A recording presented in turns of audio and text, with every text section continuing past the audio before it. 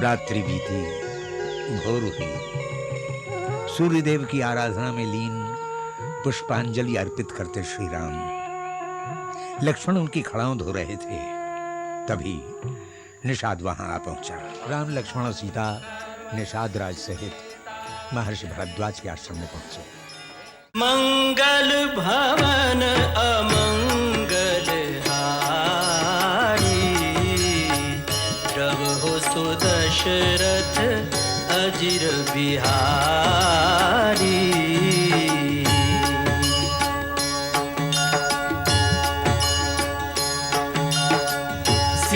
सीताराम चरित अति पावन, मधुर सरस अरु अति मन भावन।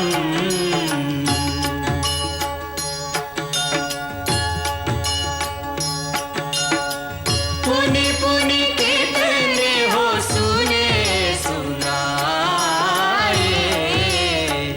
हिय की प्यास बुझत न बुझाए।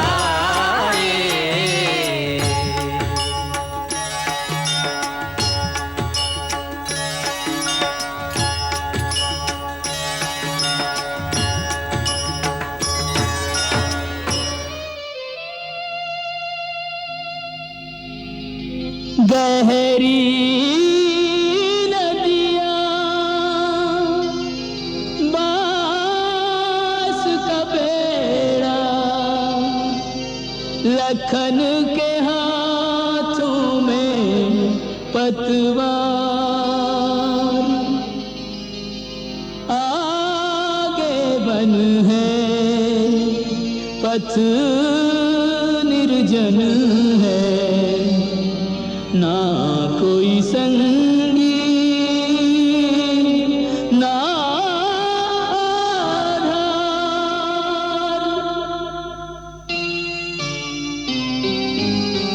विधना तेरे लेख किसी की समझ न आते हैं।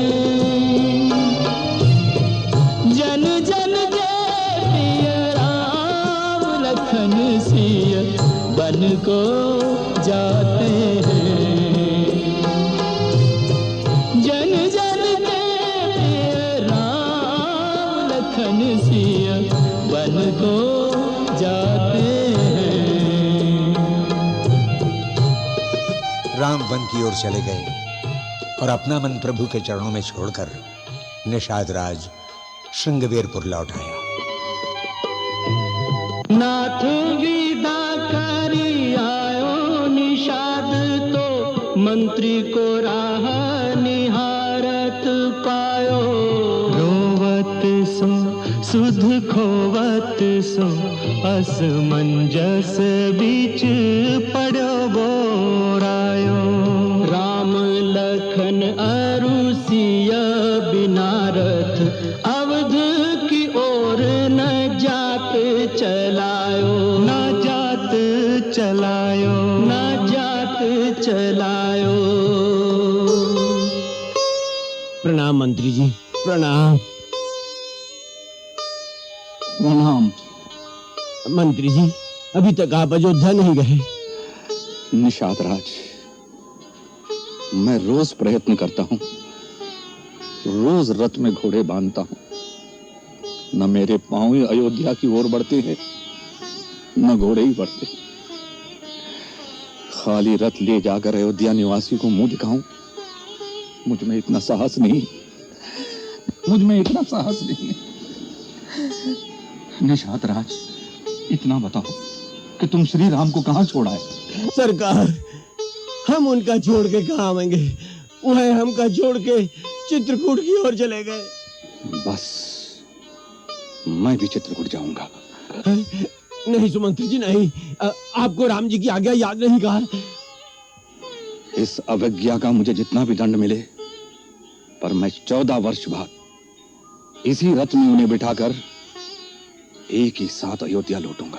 नहीं सुमंत्री जी, ये उचित न होई।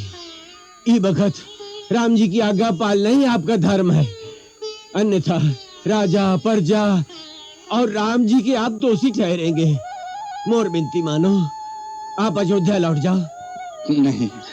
हाँ महाराज, हम पे कृपा करो और अयोध्या चले जाओ आप। नहीं। हाँ चलिए महाराज, आपको राम जी की सौगंध है। अयोध्या लौट चलो महाराज, नहीं तो राम जी बहुत दुखी होंगे। और महाराज दशरथ का तो ध्यान कीजिए, उनको आपकी सबसे अधिक आवश्यकता है अभी। हाँ, छोटे मुंह बड़ी बात बोल रहा हूँ, मुझे क्षमा करना, किंतु आपको अयोध्या जाना होगा महाराज, हमारी सौगंध। चलिए महाराज, चलिए। उधर राम के विरह में महाराज दशरथ की अवस्था बड़ी ही दयनीय थी। अचेत अवस्था की तो कोई क्या कहे, जब भी चेताता राम सामने आ जाता। क्या हुआ महाराज?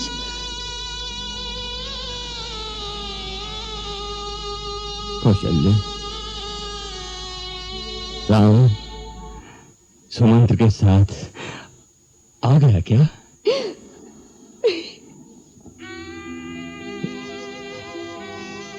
रो मत कौशल्य, वो आ रहा है, आ रहा है मेरा राम, वो आ रहा है मेरा राम, मेरा राम रथ में बैठकर आ रहा है। व्याकुल दशरथ के लगे रथ के पथ पर नैन, रथ विहीन वन वन फिरे, राम सिया दिन रैन। विधना तेरे लेख किसी की समझ न आते हैं, जन जन के प्रिय राम लखन सिय बन को जाते हैं, जन जन के प्रिय राम लखन सिय बन को जाते हैं। विधना तेरे लेख किसी की समझ न आते हैं।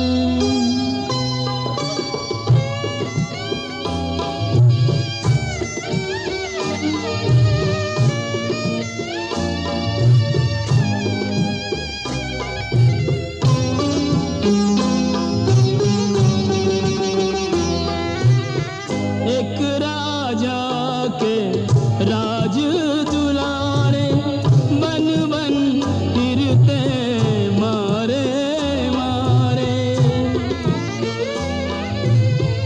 एक राजा के राज दुलारे बन बन फिरते मारे मारे, होनी होकर रहे करम गति डरे नहीं काहू के टारे,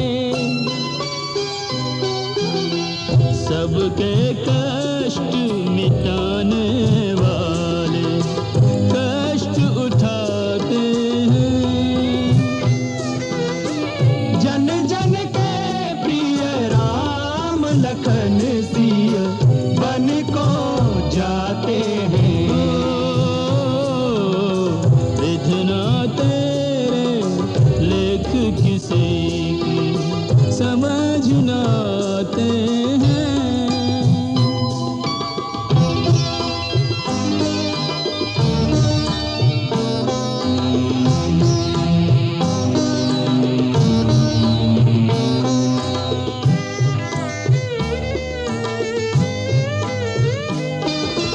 उभय बीच सिया सहति कैसे, ब्रह्म जीव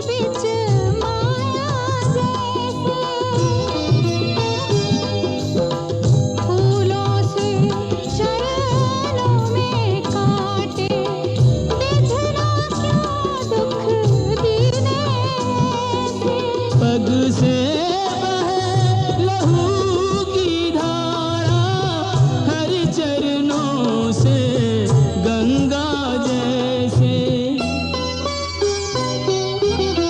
संकट सहज भाव से सहते और मुस्काते हैं। जन जन के प्रिय राम लखन सिय बन को जाते हैं। विधना तेरे लेख किसी की समझ न आते हैं। जन जन के प्रिय राम लखन सिय बन को जाते हैं। जन जन के प्रिय राम लखन सिय बन को जाते हैं। उधर भरत ननिहाल में रह तो रहे थे, पर कुछ ही दिनों में उनका मन उचटने लगा। अब और यहाँ मन नहीं लगता। अयोध्या वापस जाने को मन करता है। भैया राम की भी बहुत याद आती है। नाना जी आ गए। प्रणाम नाना जी। आयुष्मान कल्याण नमस्कार मामा। सदा सुखी रहा चिरंजीव। तुम्हारे मामा युधाजी कह रहे हैं तुम उदास रहते हो। इतनी जल्दी चितौचाट हो गया ननिहाल से। माता की याद आ रही है। वैसे तो अपने सभी याद आते हैं। क्यों, हम तुम्हारे अपने नहीं हैं क्या? नहीं मामा जी, आपके प्यार में तो हम अयोध्या को भूल जाते हैं, परंतु मैं बताऊं नाना जी, भरत भैया को इन दिनों सबसे अधिक याद आ रही है बड़े भैया राम की। अवश्य ही राम ने भी तुम्हें याद किया होगा। आत्म तरंग दोनों ओर से हृदय के तारों को झंकृत करती है। वैसे तो भैया राम ने कहा था जल्दी संदेशा भेजकर बुलवा लेंगे। न जाने क्यों आजकल उनकी छवि मन से हटती नहीं। रात को विचित्र विचित्र अपशकुन होते हैं, भयानक सपने आते हैं। कभी देखता हूं एक कुरूपासी स्त्री उनके राजसी वस्त्र खींच खींच कर उतार रही है, तो कभी देखता हूं वो दीन अवस्था में खड़े मुझे पुकार रहे हैं। पूरा महल खंडर नजर आता है, सारा नगर उजाड़ दिखाई देता है, चारों ओर एक भीषण हाहाकार चीत्कार सुनाई देती है। नहीं नहीं, अवश्य अयोध्या में कोई अनहोनी हो रही है, अन्यथा अन्यथा मेरा मन ऐसा अशांत कभी नहीं होता। और भरत ननिहाल से निकलने का प्रयत्न करने लगे। इधर रघुवंशमणि राम सीता और लक्ष्मण के साथ वन प्रांतरों को पार करते हुए जहां जहां बस्ती आती ठहर जाते। उन्हें देखकर कुछ लोगों के हृदय में एक कसक सी उठती कि कैसे हैं इनके माता पिता जिन्होंने इन्हें वन भेज दिया। और इस तरह चलते विश्राम करते आगे बढ़ते राम सीता और लक्ष्मण चित्रकूट में महर्षि वाल्मीकि के आश्रम में पहुंचे। राम, आज तुम्हारे आने से वाल्मीकि की कुटिया पवित्र हो गई। तुम्हारे दिव्य तेज से सारा आश्रम प्रकाशमान हो रहा है। प्रभु अपने सेवक को बढ़ाई दे रहे हैं, यह आपका विशेष अनुग्रह है। अन्यथा इन श्री चरणों तक पहुंचना ही मेरा सौभाग्य है, जिनकी शरण में आने से ही मनुष्य अपनी आत्मा में निहित भगवान का स्पर्श अनुभव करने लगता है। और जानते हो राम, मैं इस समय क्या अनुभव कर रहा हूं? जैसे भक्त और भगवान का मिलन हो रहा हो, जैसे भगवान स्वयं चलकर भक्त के पास आ गए हों। महात्मन, आप तो कवि हैं और कवि अपनी कल्पना में स्वयं ही अपनी भावनात्मक सृष्टि की रचना कर सकता है। कवि में इतनी शक्ति होती है कि वो भावना के बल से एक पत्थर को सजीव बना दे। फिर एक साधारण मनुष्य की भगवान के रूप में कल्पना कर लेना उसके लिए कौन सा कठिन कार्य है? ये कल्पना नहीं राम, जिस मनुष्य की ये स्थिति हो जाती है कि वो अपने अंदर स्थित भगवत स्वरूप के दर्शन कर सके, वो स्वयं भगवान ही हो जाता है। इस गूढ़ रहस्य को वही जान सकता है जिसे तुम जनवा दो।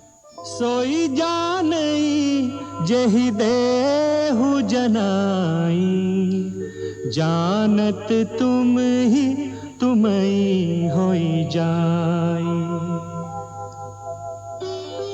और जो तुम्हें जान ले वो तुम्हें में समा जाता है।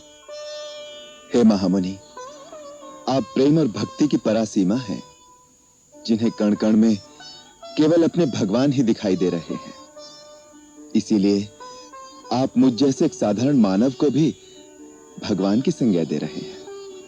राम, आज तक जो चरित्र, जो अद्भुत कार्य तुमने किए हैं, ताड़कावध से लेकर धनुष भंग और परशुराम के गर्भ मर्दन तक, उससे मन में यह विश्वास दृढ़ होता जा रहा है कि तुम इस लोक से परे कोई दैवी शक्ति, कोई अवतारी पुरुष हो, जो इस धरती पर धर्मात्माओं की रक्षा के लिए और अधर्म के नाश के लिए अवतरित हुआ है। तुम मेरे काव्य के नायक हो राम। मैं वास्तव में कौन हूं, मैं किस कारण से जन्मा हूं, ये मैं कैसे जानूं? ये तो आप जैसा त्रिकालदर्शी ही जान सकता है। मैं तो केवल अपने आप को एक मानव समझता हूं, जो दशरथ का पुत्र है और जिसका नाम राम है। और इस समय मैं अपने पिता की आज्ञा से अपने अनुज लक्ष्मण और पत्नी सीता के साथ 14 वर्ष वन में रहने के लिए आया हूं। मैं किसी ऐसे स्थान पर नहीं रहना चाहता जहां मेरे रहने से किसी तपस्वी या साधक की साधना में विघ्न पड़े। आप विचार करके मुझे कोई ऐसा स्थान बताने की कृपा करें जहां मैं रहकर अपने वनवास के दिन व्यतीत कर सकूं। तुम मुझसे अपने रहने का स्थान पूछ रहे हो? पहले मुझे ये बताओ कि वो कौन सा स्थान है जहां तुम नहीं हो। प्रभु, इन गूढ़ बातों में मुझे न उलझाएं। सेवक को इस चित्रकूट में एक छोटा सा स्थान प्रदान करने की अनुमति दें, जहां हम रहने के लिए एक छोटी सी कुटिया बना लें। वैसे तुम्हारी कुटिया तो हर भक्त के हृदय में है, फिर भी सांसारिक रूप से पूछ रहे हो तो ऋषि और मुनियों से सेवित इस चित्रकूट में मंदाकिनी नदी के किनारे अपना स्थान बना लो। पुण्य सलीला मंदाकिनी वास्तव में गंगा की ही एक धारा है, जिसे महर्षि अत्रि की तेजस्विनी पत्नी सती अनसुईया अपने तपोबल से नील पर्वत पर लेकर आई हैं। यहाँ के वनों में रहने वाले कोल किरात बड़े स्नेही और भक्त हैं। वो अपने राजा की तरह तुम्हारा आदर करेंगे और कुटिया के निर्माण में तुम्हारी सहायता करेंगे। जो आज्ञा। पता पता तिनका तिनका जोड़ते जाते हैं, महलों के वासी जंगल में कुटी बनाते हैं। महलों के वासी जंगल में कुटी बनाते हैं। पता पता तिनका तिनका जोड़ते जाते हैं।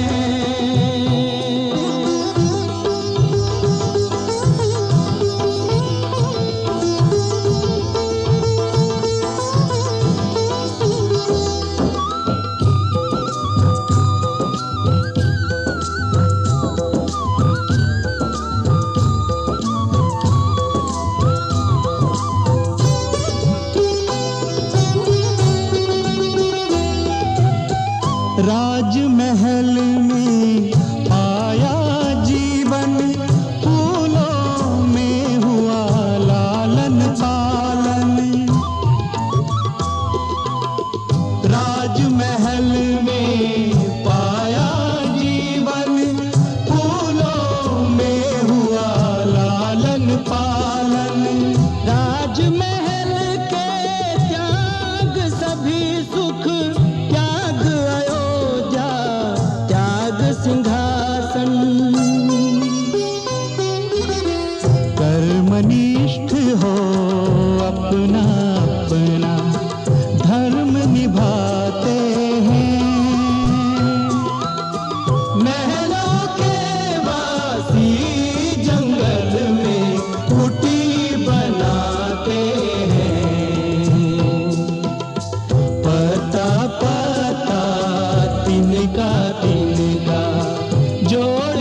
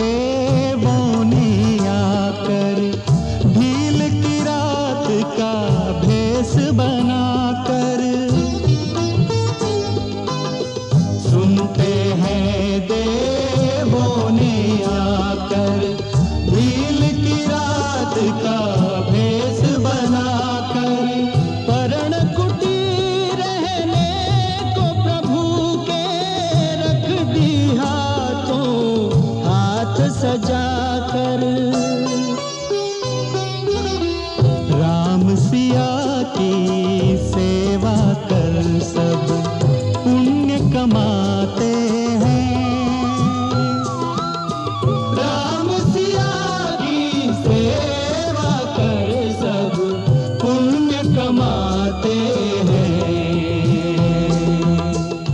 वामे पद्मनिधये नमः स्वाहा, द्वारस्य चतुष्कोणे आग्नेयानि उद्योतकर्मणे गणपते नमः स्वाहा। हे सूर्यवंशी शिरोमणि, वास्तु यज्ञ आहुति पूर्ण हो गई।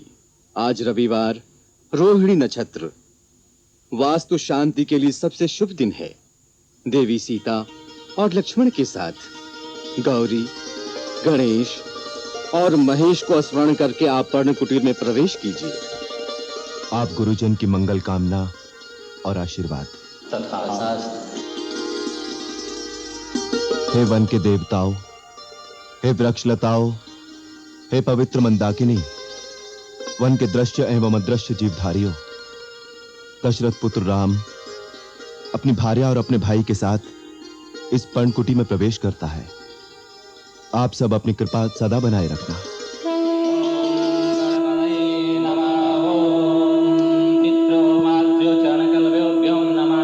ओम ग्राम देवताभ्यो नमः, ओम वासुदेवाय नमः, ओम पित्रे नमः, ओम कुल देवताभ्यो नमः, ओम गणपते महादेवताभ्यो नमः। हे मेरी जन्मभूमि की पावन माटी, आज तेरी चरण रज से मेरी ये पर्णकुटी पवित्र हो गई। आज से यही मेरी अयोध्या है, यही मेरा कौशल देश है। मां, मैं जहां भी रहूं, मेरे हृदय में सदा तेरा वास रहे। मेरा ये शीश सदा तेरे चरणों में झुका रहे।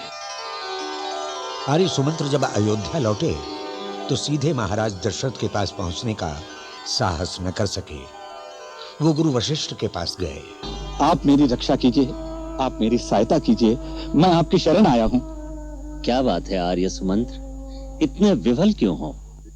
जो आस, जो मनोरथ मन में संजोकर महाराज ने मुझे भेजा था, मैं उसे पूरा नहीं कर सका। हम जानते थे तुम्हें इसी प्रकार लौट कर आना था। गुरुदेव, मैं देवी सीता को भी नहीं ला सका, खाली रथ लेकर लौटा हूं। सुमंत्र, तुम रथ खाली लेकर नहीं आए, तुम रथ में रघुवंश के सत्य, धर्म और वचन पालन का गौरव लेकर आए हो। यदि रथ इस प्रकार न आता तो धर्म चक्र की धुरी रसातल में धंस जाती। अब तुम जाओ सुमंत्र, महाराज से जाकर मिलो। नहीं गुरुदेव, महाराज के सामने जाने का मुझ में साहस नहीं है। उनकी आंखें राजमार्ग के सूने पथ पर बिछी होंगी, उनके कान रथ का ध्वनि सुनने के लिए तरस रही होंगी। सुमंत को अकेला देखकर उनकी जो दशा हो सकती है, इसकी कल्पना भी करके मैं कांप रहा हूं गुरुदेव। गुरुदेव, यदि आप साथ होंगे तो आपके ज्ञान और आपके उपदेश की वाणी सुनकर महाराज का दुख कम हो सकता है। यह अयोध्या पर आपत्ति का समय है गुरुदेव, आप ही इसे ठीक कर सकते हैं, आप ही इसे संभाल सकते हैं। होनी को कोई कब तक टाल सकेगा? चलो सुमंत्र, हम तुम्हारे साथ चलते हैं।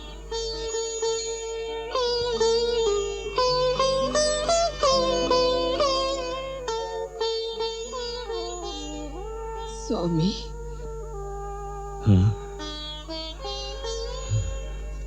चरणामृत लीजिए। आज 5 दिन बीत गए हैं, राम को गए, अभी तक सुमंत्र नहीं आया।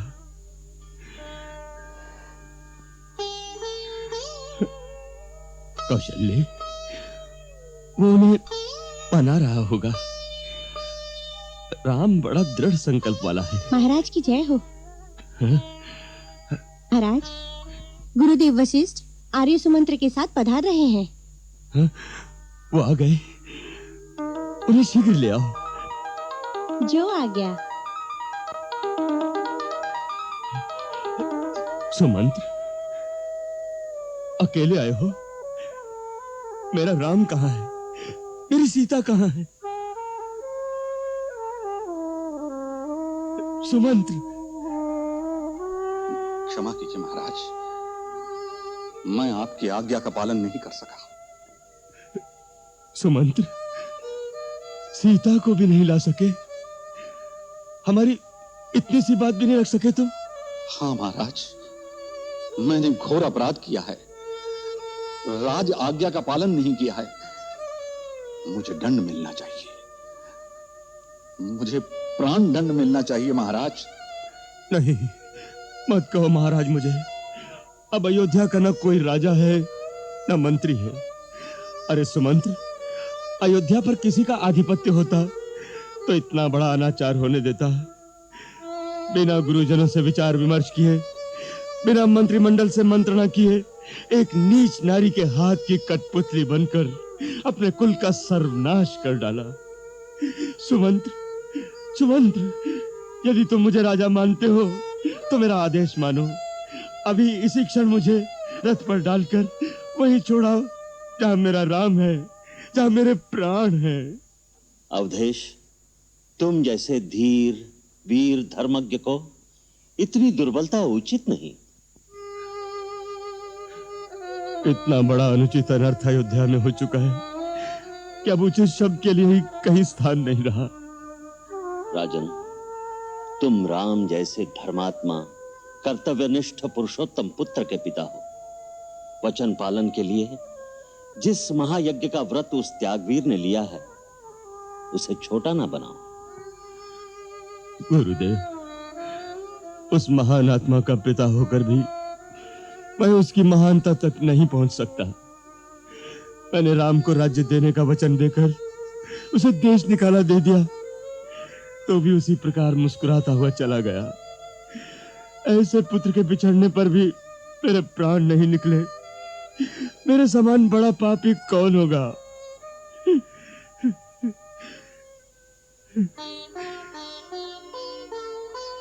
हे विधाता, यदि मैंने जीवन में कोई भी अच्छा कर्म किया है तो उसके बदले मुझे अभी मृत्यु दे दो। अब जीवन का दुख सहा नहीं जाता, नहीं सहा जाता।